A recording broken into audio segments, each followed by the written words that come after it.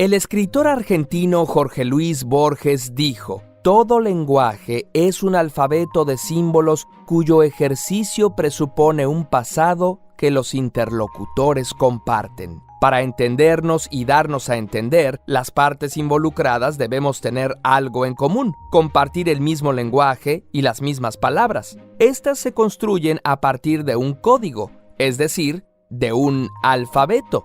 Pero, ¿quién inventó las letras? El origen del alfabeto. El tema de este video lo decidieron nuestros benefactores. Tú también puedes apoyarnos en patreon.com/curiosamente o haciendo clic en el botón unirse abajo de este video. No se sabe a ciencia cierta quién fue el primer ser humano al que se le ocurrió desarrollar un sistema alfabético. Sabemos que los primeros textos eran representaciones de números. Después pasaron a una combinación de números y dibujos de animales llamados pictogramas, desarrollado principalmente en Mesopotamia en el año 3200 a.C. La escritura se realizaba grabando en placas de arcilla mojada con una punta de caña hueca que dejaba marcas en forma de cuña. Una vez que se secaban, las placas eran muy duras. Gracias a eso contamos con varios ejemplares hasta la actualidad. Quien descifró la escritura cuneiforme fue un académico alemán de 27 años llamado Georg Friedrich Grotefend. George hizo una apuesta con sus amigos respecto a que sería capaz de descifrar la escritura cuneiforme basándose únicamente en unas malas copias de inscripciones halladas por excavadores en Persépolis. Con mucho empeño logró lo que muchos especialistas de la época no habían conseguido: comprobar que las inscripciones no eran adornos o dibujos, sino que la escritura se realizaba de arriba a abajo y de izquierda a derecha, e identificó la repetición de algunas palabras, lo que le permitió descifrar un abecedario compuesto por 30 letras. Durante 2000 años, la escritura cuneiforme fue utilizada para registrar todo tipo de cosas, desde crónicas de la realeza hasta cartas privadas, litigios, poesía y conjuros mágicos, de alguno de los cuales se hacían numerosas copias. También en el antiguo Egipto, los jeroglíficos fueron utilizados como uno de los primeros tipos de escritura, alrededor del año 3200 a.C.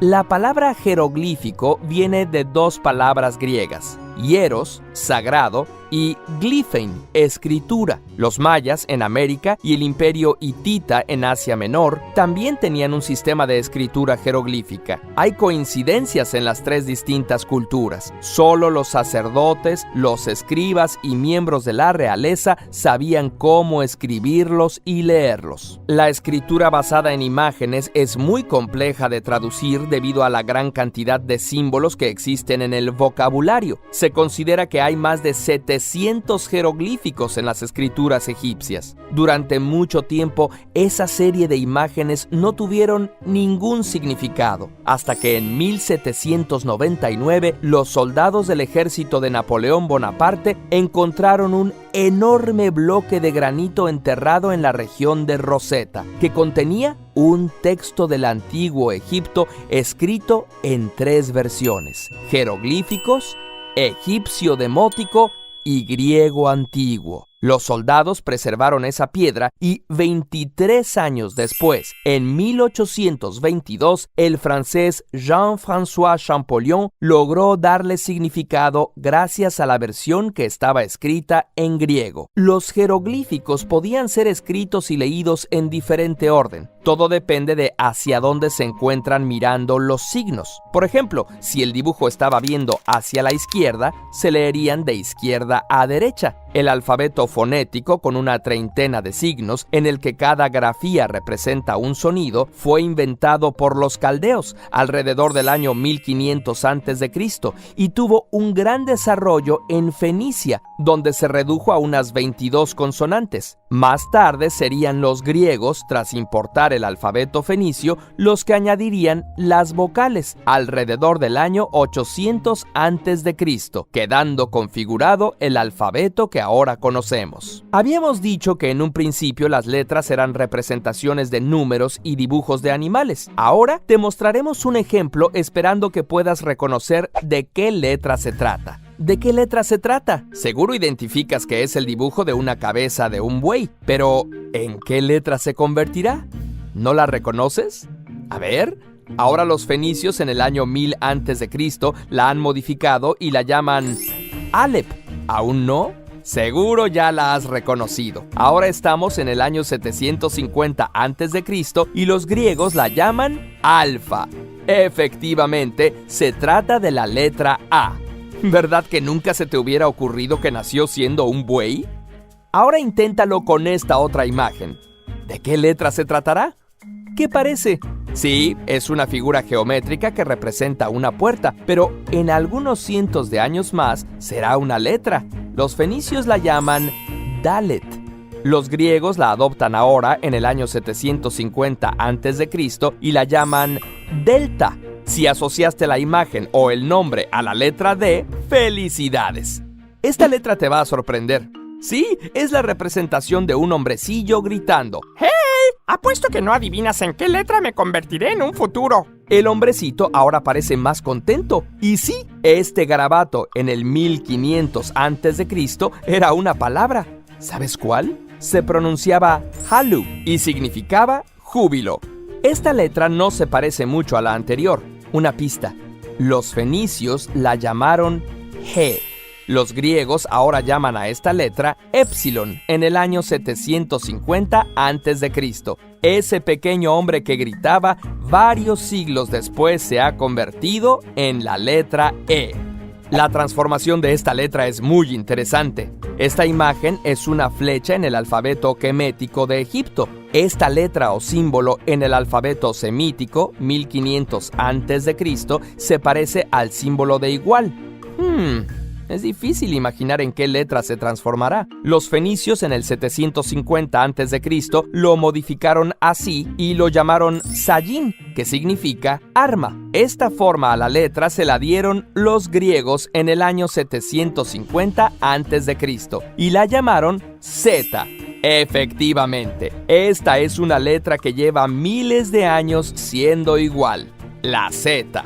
Cada letra del abecedario tiene una historia igual de interesante. No todas las culturas cuentan con un alfabeto. Algunas culturas orientales, como la china y la japonesa, tienen un sistema de símbolos. A diferencia de un alfabeto que representa sonidos, cada carácter chino, por ejemplo, tiene un significado único. No todas las palabras chinas se hacen usando un solo carácter. Muchas son hechas con una combinación de ellos. La escritura china es el sistema más antiguo en uso continuo como lenguaje vivo. Quiere decir que, como ahora se escribe, es igual que hace miles de años. También existen algunos códigos, como el código Morse, y alfabetos cifrados, que se han desarrollado con la intención de que pocas personas los entiendan. Estos alfabetos particulares se crean durante la guerra para que el enemigo no se entere de los planes. Hay distintos modos de cifrar mensajes. Incluso, algunos los podrías realizar tú para poder mandar mensajes entre tus amigos que nadie más entienda. Aquí te compartimos 3 ejemplos.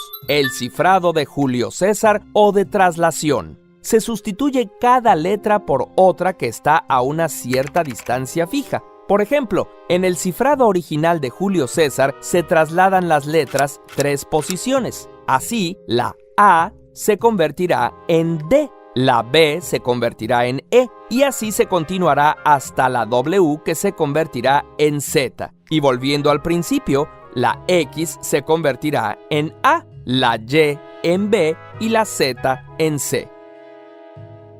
Sustitución.